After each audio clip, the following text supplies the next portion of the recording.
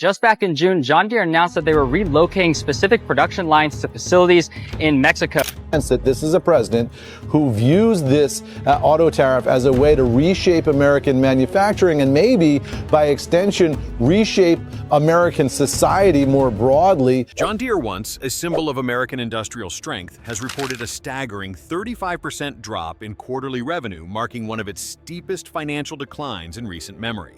The fall came after the company announced a controversial $55 million investment to relocate part of its manufacturing operations to Mexico, triggering both political backlash and severe supply chain disruptions. What began as a strategic move to cut costs quickly escalated into a public and economic crisis. Simultaneously, cargo traffic through the ports of Los Angeles and Long Beach has declined by 44%, a massive slowdown for two of the busiest gateways for U.S. imports. The sharp drop reflects growing uncertainty in global trade caused in part by retaliatory tariffs and shifting sourcing strategies among retailers and manufacturers bracing for instability. Perhaps most alarming, in mid-May 2025, several major American ports, including Seattle, reported zero container ships docked, an occurrence not seen since the peak of the COVID-19 pandemic. The eerie stillness at these shipping hubs is more than symbolic. It represents halted trade, lost income, and thousands of jobs left in limbo across the logistics sector. The machines have stopped, the ships have vanished, and the shelves may be next. What we're witnessing is not a typical slowdown, it's a breakdown. From factories to farms, and from ports to paychecks, the American supply chain is unraveling in real time. John Deere's decision to shift part of its production to Mexico, a $55 million investment, has sparked a cascade of consequences across the American Midwest. While the company emphasized this move affected only 5% of its North American manufacturing footprint, the symbolic and operational impact has been far greater. In states like Iowa and Illinois, long-standing manufacturing facilities have been scaled back or idled, leading to waves of layoffs in towns where Deere had often been the largest employer. For many workers, the sudden transition has upended decades of job security tied to what they once considered a patriotic brand. With American production disrupted and parts delayed due to strained logistics, Deere's distribution network has begun to fray. Dealerships across rural America, many family-run and historically loyal to the brand, have been left with showroom floors devoid of new equipment. In response, several dealers have quietly turned to foreign suppliers, bringing in tractors and implements from Chinese and South Korean manufacturers such as BYD Claas and Fendt. This shift marks a dramatic reversal in buyer behavior. Even among loyal farmers, economic survival now trumps brand loyalty. As one Kansas farmer put it, "You can't plow with a legacy, you need working machines, period." The political reaction was swift and severe.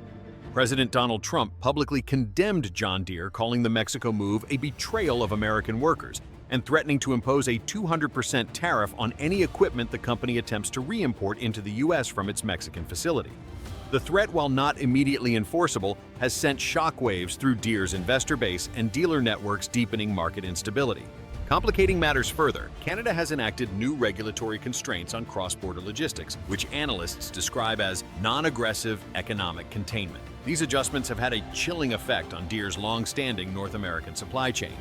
Without a single shot fired, Canada has effectively choked Deere's ability to fulfill U.S. orders, especially during peak planting and harvest seasons. The slow bureaucratic disruption has proven just as devastating as any formal sanction, highlighting the geopolitical fragility of American manufacturing in a globalized economy. These developments expose more than just the vulnerability of a single corporation. They illustrate the systemic risk of over-reliance on global supply chains without built-in resilience, especially in politically volatile times. Deere's pivot was at its core an efficiency play, but in the face of rising protectionism, such moves are now political acts as much as business decisions. The response both from governments and markets shows that the intersection of trade policy and industrial planning is more perilous than ever. And at the center of it all is not just a company, but a question: can American industry remain competitive and still keep its roots at home? In early 2025, John Deere announced a $55 million investment to shift production of certain mid-sized machinery to Monterrey, Mexico. The move was part of a broader strategy to lower labor and manufacturing costs, address persistent skilled labor shortages in the U.S., and gain logistical proximity to emerging markets in Latin America. Company executives framed the relocation as a necessary evolution to remain globally competitive. However, the announcement ignited a political and economic firestorm that quickly expanded far beyond Deere's boardroom. President Donald Trump responded with characteristic force, publicly denouncing the decision and labeling it a betrayal of American workers. He threatened to impose a 200% tariff on all John Deere products manufactured in Mexico and sold in the U.S., citing the move as an abandonment of American manufacturing. While no such tariff has yet been enacted, the threat alone triggered considerable market anxiety, sending Deere's stock price into decline, and rattling its dealer network. Trump's rhetoric has become emblematic of a broader push toward economic nationalism and extreme protectionist policy, one that often overlooks the operational complexities global companies face. The backlash set off a series of compounding disruptions. Canada, responding to increased regional protectionism and shifting trade norms, implemented tighter logistics and export controls that significantly affected cross-border supply chains. Although not explicitly targeted at Deere, these regulatory changes had immediate consequences for the company's long-standing North American distribution system. Factories in the U.S. began experiencing delays and parts shortages, leading to production halts, even in facilities that remained domestic. As a result, key suppliers began distancing themselves from Deere, wary of political volatility and uncertain trade policy. This had a cascading effect as parts became harder to source. The company could not meet delivery timelines, and dealers were left scrambling. With inventory dwindling and uncertainty mounting, many retailers turned to foreign brands to meet urgent farming needs. South Korean and Chinese firms, including BYD Clayas and Fendt, quickly filled the void, offering more reliable supply and, in some cases, lower prices.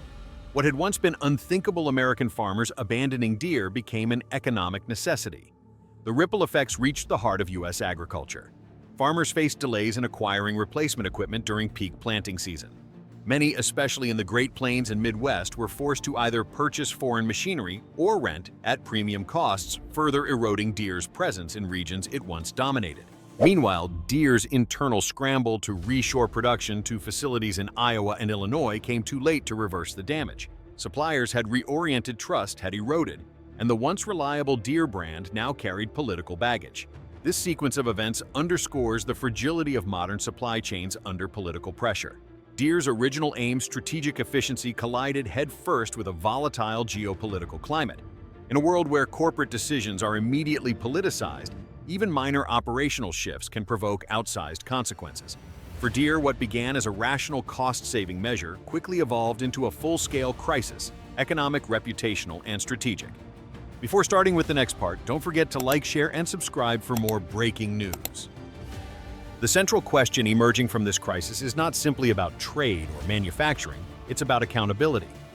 Who truly betrayed American workers, the company seeking to survive global pressures, or the government that weaponized economic policy in a bid to appear tough on outsourcing? John Deere's controversial decision to shift part of its operations to Mexico involved relocating just 5% of its North American production capacity. The vast majority of its high-value manufacturing, including large tractors and advanced farm machinery, remained firmly in the United States.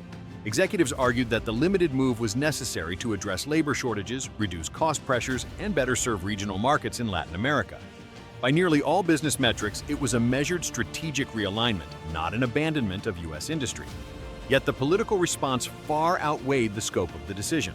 President Trump's threat to impose a 200% tariff on all Deere products made in Mexico created panic, not just within the company, but across the entire agricultural equipment sector.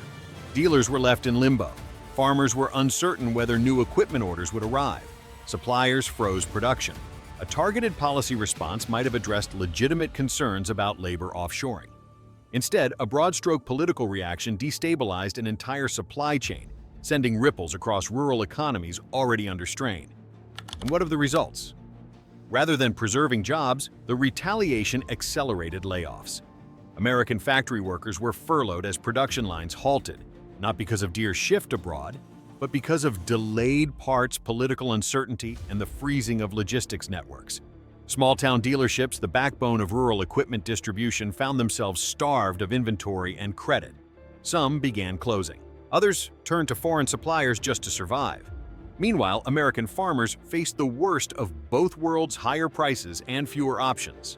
Tariff threats, rather than protecting them, led to equipment shortages during critical planting and harvesting periods. Many were forced to buy from foreign competitors, ironically boosting imports and eroding the very market share the tariffs were supposed to defend.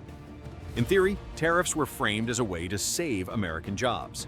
In practice, they destroyed demand, undermined trust, and fractured a delicate supply chain.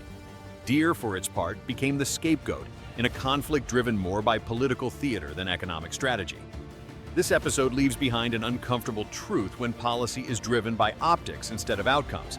Even the strongest industrial brands can falter, and workers, not corporations, pay the highest price.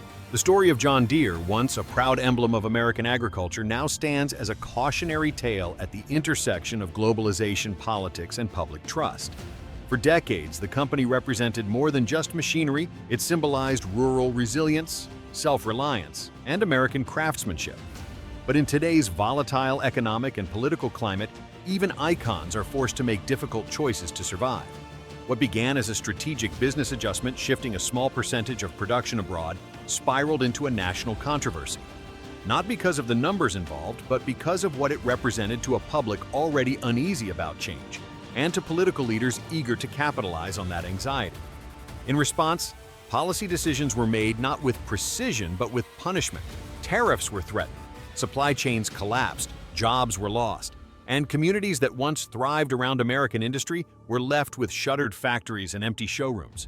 This crisis exposed a deeper truth in the 21st century: loyalty alone cannot sustain business. Companies must adapt to survive. But when that adaptation is met with reactionary policy, the result is chaos, not progress. Deere didn't abandon America. It tried to navigate a global economy where efficiency often trumps sentiment. But policymakers driven by nationalism and fear responded with blunt instruments instead of strategic tools. The outcome is not just a disruption to one company. It's a shift in how America does business with itself and the world. What's broken isn't just a supply chain, but a fragile understanding between labor, enterprise, and government. John Deere was once a symbol of American agriculture. Today, it's a case study in the cost of emotional policy in an interconnected world. When survival replaces loyalty, and when politics punishes pragmatism, we're reminded economic policy built on sentiment may win applause but rarely delivers stability.